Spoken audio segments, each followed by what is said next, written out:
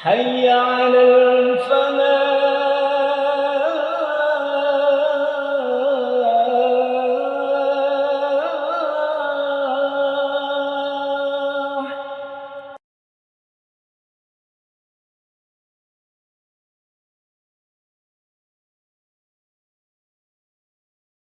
Assalamualaikum warahmatullahi wabarakatuh.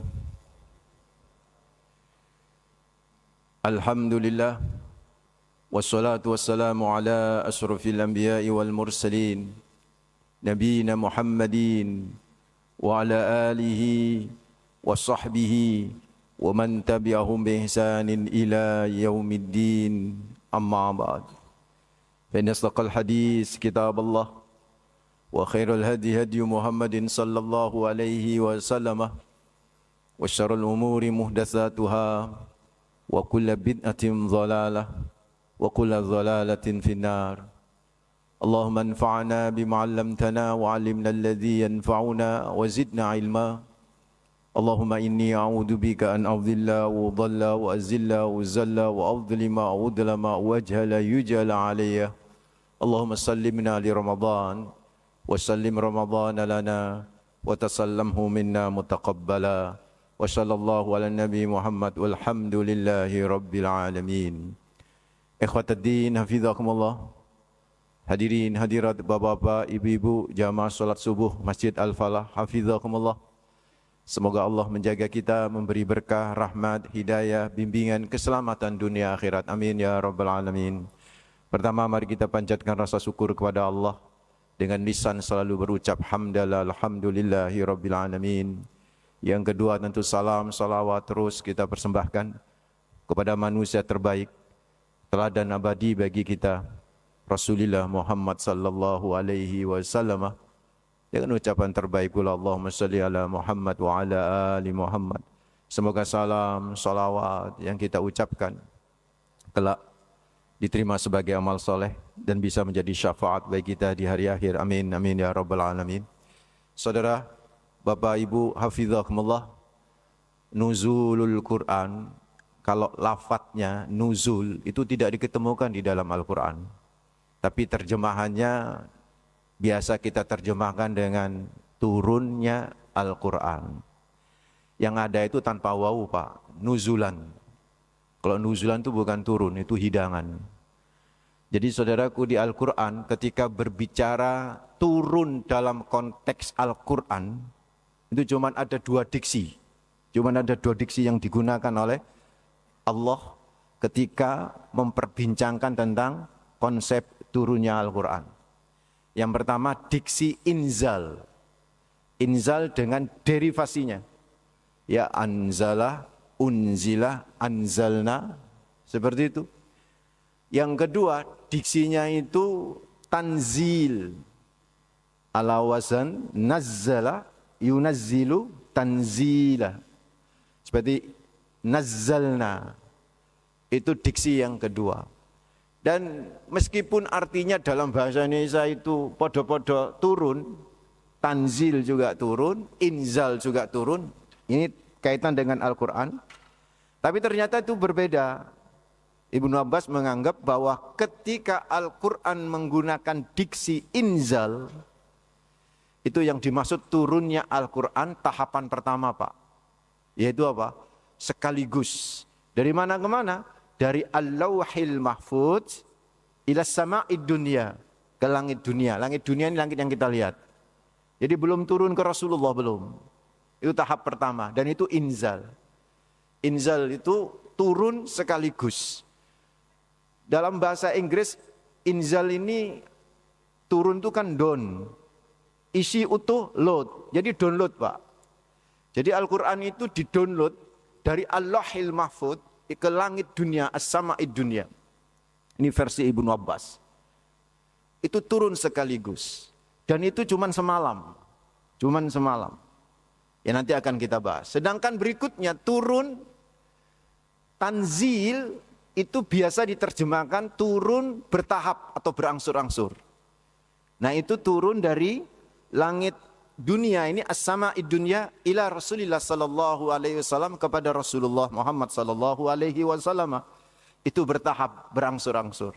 Seperti contoh dalam surat Al-Isra ayat 106. Wa Qur'anan faraqnahu litaqra'ahu 'alan nas 'ala muksi wa nazzalnahu tanzila. Wa Qur'anan, dan Quran faraqnahu kami turunkan berangsur-angsur. Litaqra'ahu supaya engkau ya Muhammad bisa membacakan 'alan nas kepada manusia 'ala muksin secara perlahan-lahan. Wa nazzalnahu tanzila, dan kami turunkan Al-Quran tahap demi tahap. Yang itu bentangannya 23 tahun, Pak. Dan turunnya pertama yang tahap demi tahap itulah yang ada di Gua Hira, surat Al-Alaq. Yang populernya itu terjadi tanggal 17 Ramadan. Jadi kalau turunnya yang pertama ini nggak ada kaitan dengan nanti Lailatul Qadar, Pak.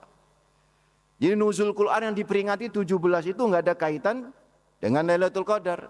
Ini versi yang lain. Kalau versi Dr. Yusuf Qaradawi, 17 Ramadan itu tidak, itu merupakan turun yang pertama. Turun yang pertama itu 21 Ramadan, bukan 17 Ramadan. Makanya Dr. Yusuf Qaradawi mengaitkan turunnya pertama itu terkait dengan Lailatul Qadar. Wallahu a'lam. Itulah perbedaan pendapat di kalangan para ulama.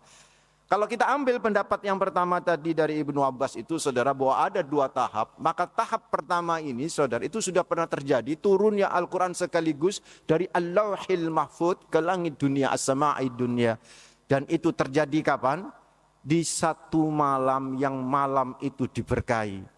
Coba cek surat Ad-Dukhan ayat yang ketiga. Inna anzalnahu fi lailatim mubarakah. Perhatikan, Pak. Menggunakan diksi apa? Inzal, anzalna. Tadi kita udah bahas, setiap Bapak baca Al-Quran dan ketika bicara turunnya Al-Quran itu menggunakan diksi inzal, itu pasti turun sekaligus. Jadi kalau kita baca Al-Quran, inna anzalnahu fi lailatin mubarakah, sesungguhnya kami turunkan Al-Quran pada malam yang diberkahi, maka turun yang di situ karena menggunakan inzal, anzalna, itu turun sekaligus, Pak. Utuh 30 juz. Nah, Lailatul Mubarakah ini kapan? Malam yang diberkahi itu malam apa, Bu? Belum kapan. Malam apa? Diberilah nama sama Allah dalam surat Al-Qadar ayat yang pertama. Inna, lagi-lagi menggunakan kata inzal, Pak.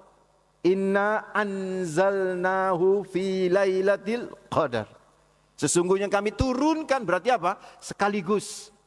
Malam yang diberkahi itu namanya malam Al-Qadar, Pak. Yang menarik nih bapak-bapak, ibu-ibu. Tahu tidak? Surat Al-Qadar itu turun di mana? Populer? Mayoritas ulama menyebut surat apa namanya? Makkiyah. Turun di Mekah, Pak. Padahal setiap bapak bicara Lailatul Qadar itu bulan apa? Bukan Ramadan. Kok turun di Mekah? Puasa Ramadan tahun keberapa diperintahin? Kan tahun kedua. Ketika Nabi hijrah, berarti di Madinah. Maka awal-awal Lailatul Qadar itu pemahaman para sahabat itu sepanjang tahun, Pak. Karena saat surat itu turun, sahabat tidak tahu itu di bulan apa gitu loh, Pak. Itu di bulan apa? Bisa Dzulqa'dah, bisa Dzulhijjah, bisa Muharram, bisa Rajab, Rabiul Awal, Rabiul Akhir, Jumadil Awal, Jumadil, bisa itu semua. Sahabat saat itu tidak mengira bahwa itu di bulan Ramadan. Baru kemudian ketika Nabi berada di Madinah, Pak, turunlah tahun kedua Hijriah ayat 183, 184, 185 dari surat Al-Qadar, dari surat Al-Baqarah, maaf. Dan di ayat 185-nya apa kalimatnya? Syahrul Ramadhanal ladzi unzila. Unzila pakai inzal apa pakai nazzalah? Unzila inzal. Berarti itu turun sekaligus. Nah, inilah kemudian namanya tafsir kronologis, Pak, hierarkis ayat bil ayat. Maka disebutlah, oh berarti yang dimaksud Lailatul Qadar itu disepisnya, ruangnya dipersempit oleh Allah, yaitu di bulan Ramadan. Tidak pernah diketemukan di luar Ramadan, Pak. Jadi yang namanya turun sekaligus yang kita sebut dengan malam yang diberkahi, yang malam Al-Qadar itu adalah di bulan Ramadan. Itu pun sama Nabi dipersempit lagi, Pak. Sama Nabi dipersempit. Kan yang namanya Lailatul Qadar itu berarti malam di bulan Ramadan, itu kan ada 30 malam. Dipersempit sama Rasulullah. Iltamisuha fil asril awakhir minal witr. Cari itu yang namanya Lailatul Qadar itu di 10 hari terakhir witir, Pak. Maka nanti malam pasti lebih ramai nih masjid kita ini kan. Ini tadi malam 22 aja sudah ramai. Malam 23, Pak. Malam 25, malam 27, malam 29. Dipersempit 5 malam. Nah, karena itu ada hadis Nabi yang Nabi merahasiakan, Pak. Saya masih banyak diskusi dengan kiai dan cari referensi-referensi. Karena di hadis yang lain Nabi juga mengungkapkan, Pak. Jadi ada hadis nusituha, Rasul menyatakan nusituha, aku dibuat lupa kata Rasulullah. Tapi ada hadis riwayat Imam Ahmad bin Hambali dan itu sahih. Nabi menyebut itu, Pak. Nabi menyebut, bahkan ada seorang sahabat ini min kibari sahabah, Pak. Sampai sumpah nyebut itu. Mau disebut, Pak? Malam keberapa? Itu dalam Sahih Muslim, ada seorang sahabat terkenal, namanya Ubay bin Ka'ab. Siapa yang nggak kenal Ubay bin Ka'ab? Para hafizul Quran pasti kenal itu yang namanya Ubay bin Ka'ab.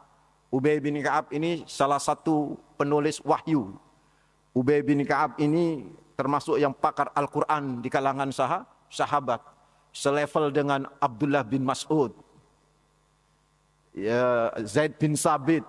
Itu Ubay bin Ka'ab. Dan Ubay bin Ka'ab inilah orang pertama kali yang memimpin sholat tarawih berjamaah di zamannya Umar bin Khattab radhiyallahu anhu. Itu Ubay bin Ka'ab.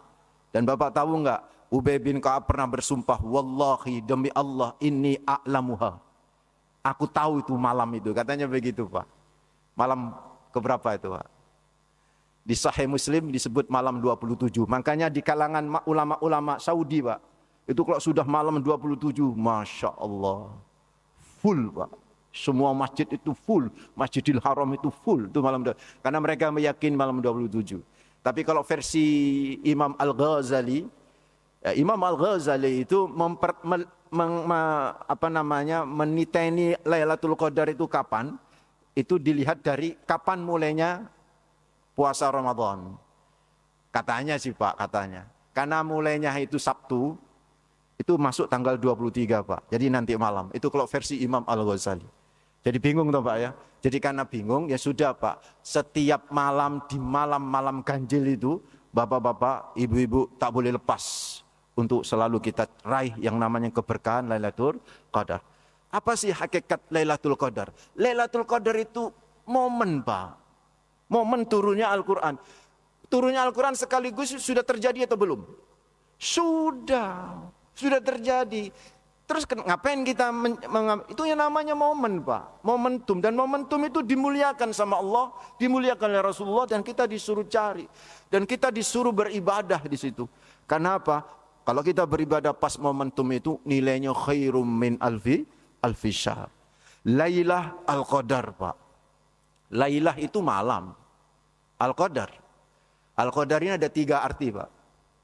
Lailah ini beda sama lailun, Pak ya. Kalau lailun, Pak, lailun itu ya malam. Tapi kalau lailatun, pakai tak marbuto. Kalau lailun, malam. Kalau lailatun, malam sekali. Kenapa? Karena tak di situ bukan li taknis, tapi lil mubalaghah dalam bahasa Arab. Lil mubalaghah itu maksudnya superlatif. Jadi karena itu hampir sepakat para ulama, Lailatul Qadar itu dimulai Isya. Bukan dimulai Maghrib. Memang ada yang berpendapat Maghrib. Karena Lailah itu enggak dibedakan sama Lailun. Tapi hampir kalau bicara Al-Qadar, itu pasti malam yang digunakan bukan Lailul Qadar. Tapi Lailatul Qadar. Seperti dalam surat Ad-Dukhan, Inna anzalnahu fi lailatim mubarakah. Lailah al-mubarakah. Pakai tak, Pak. Sehingga di sini para ulama membedakan antara lail. Karena Allah juga sering bersumpah dengan malam. Tapi Allah tidak pernah bersumpah pakai lailah, Pak. Tapi pakai apa? Lail. Wal laili idza saja. Jadi itu kalau Allah bersumpah malam pakai lail, karena dari mulai maghrib sampai subuh itu ya malam sebenarnya. Cuman malam yang mulai agak pekat itu dimulai dari isya, saudara. Sehingga ada yang menyatakan Al-Qadar itu nanti bergeraknya dari mulai isya sampai dengan subuh. Karena Al-Qadar ini adalah, atau lailah ini adalah time, waktu bapak-bapak. Maka perlu bapak ketahui, siapa saja yang melek di malam itu Pak, pasti menangi Lailatul Qadar. Termasuk koruptor, yang pada waktu lagi korupsi tanda tangan. Mari isya tanda tangan Pak misalnya, untuk korupsi. Itu ya menangi Pak Lailatul Qadar Pak.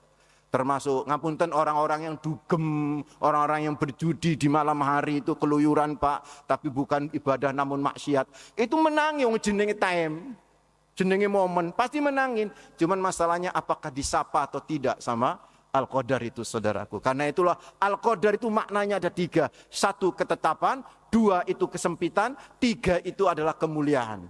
Lailatul Qadar, malam ketetapan. Siapa saja yang malam itu disapa sama Al-Qadar, maka Allah tetapkan Pak untuk setahun akan datang saudara. Itu dia mendapatkan kebajikan Pak. Setahun akan datang. Bukan jadi orang maksum. Enggak, yang maksum cuma Nabi Pak. Setahun yang mesti ngelakukan di dosa. Cuman bedanya kalau dia ditetapkan sama Allah ada kebajikan setahun akan datang karena dapat Al-Qadar, disapa oleh Al-Qadar, Pak. Di tengah perjalanan setahun berbuat kepeleset, berbuat maksiat, itu dia pasti ada ketakutan dengan perbuatan maksiatnya. Terus dia zakarullah, dia ingat Allah, fastaghfiru lidzunubihim, dan dia beristighfar. Itu ciri-ciri dia dapat Al-Qadar. Tapi kalau dia nggak dapat Al-Qadar Pak, dia menikmati maksiat, bahkan dia pamer terhadap maksiat. Itu orang yang nggak disapa dengan Al-Qadar. Itu Al-Qadar arti ketetapan. Yang kedua Al-Qadar itu Pak, artinya sempit Pak. Sempit, Al-Qadar itu artinya sempit. Makanya Lailatul Qadar itu malam yang sempit, malam yang krodit, malam yang penuh sesak. Penuh sesak dengan apa? Ada 2 kemungkinan, penuh sesak dengan manusia.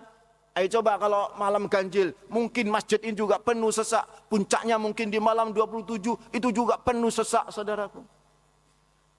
Ada kemungkinan kedua Pak, penuh sesak dengan apa? Malaikat. Karena tanazzalul malaikatu warruhu fiha bi'idni rabbihim min kulli amr salam. Itu malaikat semua, malaikat langit turun Pak. Dipimpin oleh Jibril. Bahkan ada riwayat, tidak hanya Jibril yang turun, Israfil turun Pak. Ada 2 malaikat yang nggak pernah turun Pak setelah Nabi itu, yaitu Jibril dan Israfil saudara. Tapi di malam itu dengan izin Allah turun Pak. Malaikat yang ada di langit turun, malaikat yang ada di bumi nggak naik. Maka apa yang terjadi saudara? Di bumi ini penuh sesak dengan malaikat. Kalau malaikat itu hakikian, berarti benar-benar makhluk malaikat itu penuh sesak di bumi. Tapi kalau itu majasi Pak, kinayah dari rahmah, malaikat itu kan rahmah. Maka tidak ada satupun ruang di bumi ini saudaraku kecuali ada rahmah. Maka kalau kita tertidur di situ sungguh namanya eman saudaraku. Karena kita telah melewati momentum yang luar biasa yang khairum min alfi syahr. Yang ketiga yaitu malam kemuliaan sebagaimana yang kita pahami. Terus gimana nyapanya? Salamun. Disapa sama malaikat Pak. Salamun. Jadi semua bisa menangi Al-Qadar Pak. Wong itu momen. Semua bisa menangi Lailatul Qadar. Itu pasti kelewat kalau dia melek Pak. Tapi tidak semua disapa sama malaikat salamun. Kata para ulama, salam itu salimah, selamat Pak. Atau salam itu congratulation, ucapan selamat. Jadi seolah malaikat itu mengampiri kita semua yang penuh sesak itu. Ketika kita lagi duduk, lagi itikaf, lagi ngaji, salam. Selamat. Selamat itu kan selamat dari cacat, selamat dari keburukan, selamat dari musibah. Jadi siapapun yang malam itu ada masalah Pak, ada musibah, salam, selamat Mas. Sampai nada nggak punya duit, setelah ini ada duit, gitu Pak. Lagi sakit Pak, salam, kamu selamat dari sakit, habis ini sehat. Begitu tuh. Ada orang yang lagi problem sama keluarga Pak, salam, insya Allah, nggak pakai insya Allah Pak, kalau malaikat Pak. Kamu selamat, dapat solusi. Begitu tuh, terus salam, hiya hatta matla'il fajar. Itu sampai fajar, saudara. So, eman banget kalau kita tidak benar-benar manfaatkan. Itulah kenapa Nabi dan seluruh sahabat Pak, kalau sudah masuk malam 21, Nabi itu bapak-bapak, malam 21 maghribnya Pak, masuk masjid. Keluarnya kapan? Pagi Idul Fitri. Nabi itu keluar. Makanya banyak ulama meriwayatkan, Nabi itu ke lapangan untuk sholat Id, itu bukan dari rumah Pak. Tapi dari mana? Masjid. Karena Nabi itu 10 hari full, Masya Allah. Benar-benar iktikaf. Karena itu ayo Bapak Ibu, kalau masuk ke masjid sini, niatin iktikaf. Karena nilainya itu tinggi di sisi Allah. Iktikaf itu amalan yang paling populer di kalangan sahabat dan Rasulullah serta kaum sahabiah, wanita-wanita di zaman itu selalu iktikaf. Bahkan ista'danathu Aisyah radhiyallahu anha.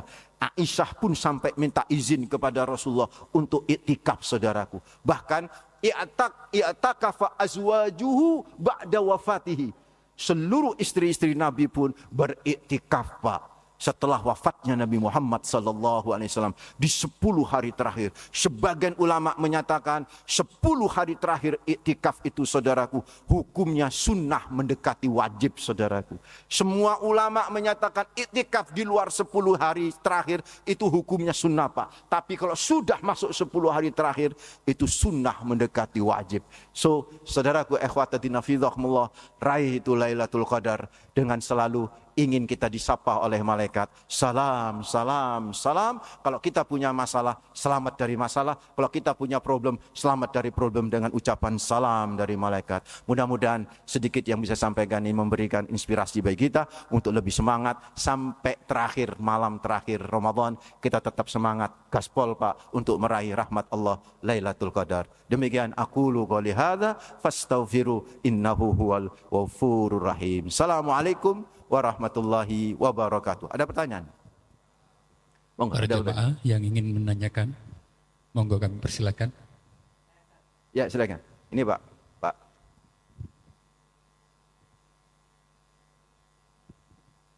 Bismillahirrahmanirrahim. Assalamualaikum warahmatullahi wabarakatuh.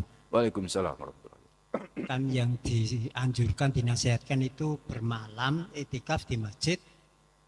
Tadi utamanya ba'da isya sampai subuh. Nah, sekarang kan perintah itu kan mastatoktum ya, Yes. semaksimal. Kita diantara kita kan tidak semua bisa mampu. Mampu, betul. Mastatoktum itu tadi. Dia pulang jam 11 atau relatif itu. Yes, Kan. yes. Apakah orang yang demikian itu berarti tidak ada kans untuk Dapat. Lailatul Qadar Salam. karena tidak penuh Yes. dari isya sampai subuh Ya, kan. ya, Padahal yang namanya Lailatul Qadar itu penuh dari isya sampai ya. subuh. Itu yang saya jadi Baik. pikiran saya. Terima kasih. Beliau bertanya tentang apakah itikaf itu dari mulai subuh sampai dengan apa? Dari mulai isya sampai dengan subuh. Kalau mazhab Imam Malik Pak, jadi begini, para ulama itu sepakat bahwa yang namanya iktikaf itu berdiam di masjid dengan niat apa? Niat iktikaf karena Allahu Rabbul Alamin. Yang berbeda pendapat di kalangan para ulama madhab itu durasi diamnya iktikaf. Durasi minimal maksudnya ya, durasi minimal, bukan durasi maksimal, durasi minimal. Kalau mazhab Imam Malik, durasi minimalnya itu memang agak keras Pak, agak berat. Yaitu tadi itu Imam Malik, dari mulai subuh, dari mulai isya sampai bahkan dari mulai maghrib Pak, guru busyams sampai tuluk Pak, guru busyam sampai fajar. Itu kalau Imam Malik, karena mengambil pendapat dari zahirnya apa yang dilakukan Rasulullah. Itu Rasulullah 24 jam. Sehingga ngambil batas durasi minimal ya 24 jam. Jadi kalau masuk maghrib, maka keluarnya maghrib itu, bukan subuh, maaf ya. Kalau masuk maghrib, keluarnya maghrib. Itu kalau Imam Malik Pak. Kalau Imam Abu Hanifah, sa'ah Sa'ah. Nah sa'ah ini tergantung. Sampai menerjemahkan sa'ah itu pakai bahasa Indonesia atau pakai bahasa Arab. Kalau sa'ah diterjemahkan dalam bahasa Arab itu artinya, bahasa Indonesia artinya apa? 1 jam. Sa'ah wahidah. Itu 1 jam. Jadi bapak, ibu itu itikaf di masjid, niat itikaf 1 jam saja. Itu sudah masuk itikaf. Dan sudah kalau dia pas Lailatul Qadar, itu kesapa itu sama Lailatul Qadar. Kan begitu. Terus kalau Imam Syafi'i tidak ada durasi minimal, berapapun mampunya, kan begitu. Nah kembali, terus ya apa? Kalau dia jam 1 datang, misalnya jam 1 datang ke Masjid Al-Falah itu kan, sudah full kalau di sini jam 1 Pak ya. Jam 1 datang, jam 3 pulang gitu kan. Terus nanti subuh balik lagi karena pulang mau sahur di rumah aja, subuh balik. Bisa, 1, 2, 3, 2 jam. Itu dia kesapa Pak sama Lailatul Qadar, dapat dia Lailatul Qadar. Cuman begini loh Pak, kaidahnya begini, as-sawab ala qadri ta'ab. As-sawab ala qadri ta'ab. Pahala itu dikaitkan dengan kecapean dia. Semakin dia bersungguh-sungguh, bercapek-capek, ya pahalanya beda ambil cuman sak jam rojam loh Pak. Tapi ingat loh Pak, ngapunten ya, ingat. Imam Malik itu malah mensyaratkan iktikaf itu harus tidur Pak. Imam Malik itu mensyaratkan iktikaf harus tidur. Kenapa Imam Malik mensyaratkan iktikaf itu harus tidur? Karena versi Imam Malik iktikaf itu durasi minimal itu 24 jam. Jadi harus ono turune. Jadi jangan diaru-aru nek ono wong iktikaf turu kok jok diaru-aru. Yo nek gak turu ya apa wong jenenge iktikaf. Masa lu nggotok ya sholat tok berjam-jam. Enggak mungkin lah. Pasti ada tidurnya. Dan tidurnya itikaf itu berkah Pak. Tidurnya itikaf itu berkah. Makanya kalau jenengan lihat, ini kan saya dengar dari teman-teman YouTuber yang ada di Saudi Arabia, itu itikaf yang di Masjidil Haram, itu sekarang mulai daftar Pak. Ada daftar online-nya. Karena saking tak mampunya gedung yang sebesar itu aja gak mampu Pak. Dan itu dilihat kan, wah sing turu wake Pak jam, ya kan capek. Mereka sholat itu sholat taraweh sampai jam 11, istirahat, jam 1 sholat lagi, sholat tahajud, kan begitu tuh mereka. Seperti di Al-Falah, yang dipraktekkan di Al-Falah itu ya. Terus itu sholat sampai jam 2, tidur pas masalah Pak. Bahkan Nabi, Bapak tahu nggak di Raudhah ya, tahu Raudhah ya? Raudhah itu kan ada tiang banyak, tiang itu ustuwanah. Tiang itu ada namanya Pak. Dan ada tiang yang nempel hujrahnya Rasulullah, nempel apa? Makamnya Nabi itu tiang tuh. Nah itu ada tiang namanya Ustuwanatus Sarir. Tiang sarir Pak. Tiang itu bukan orang loh Pak, bahasa Jawa lah. Tiang sarir itu tiang tempat tidur. Kenapa disebut tempat tidur? Karena Rasulullah kalau itikaf mesti tidur di situ, alas tikarnya itu. Seperti itu. Tapi nggak tahu di Al-Falah ya, mau turu kabeh nang masjid itu. So, saudaraku ikhwataddin fillah, seperti itu Pak, sesuai dengan kemampuan, begitu. Ada lagi pertanyaan? Pak, silakan. Terima kasih Ustaz. Siapa? Ceramahnya Ustaz bagus sekali loh Ustaz. Alhamdulillah. Kalau tadi Pak Ustaz sudah menyebutkan malam Lailatul Qadar itu turunnya tanggal-tanggal genap Pak Ustaz, 21, 23, 25, 27 dan 29. Berarti 5 hari dalam 1 bulan Pak Ustaz. Ya. Betul. Bolehkah Pak Ustaz pada tanggal-tanggal genapnya kita tidak perlu itikaf Pak Ustaz? Tidak perlu itikaf. Tidak perlu itikaf ya. Pertanyaan saya kedua Pak Ustaz, apa tanda-tandanya Pak Ustaz kalau malam itu turunnya malam Lailatul Qadar Pak Ustaz? Bisa dilihat, mau bisa dirasakan Pak Ustaz. Ya. Terima kasih Pak Ustaz. Assalamualaikum warahmatullahi wabarakatuh. Waalaikumsalam warahmatullahi. Apakah boleh tidak itikaf di malam genap gitu maksudnya? Ya boleh Pak. Tidak itikaf di malam ganjil juga boleh kok Pak.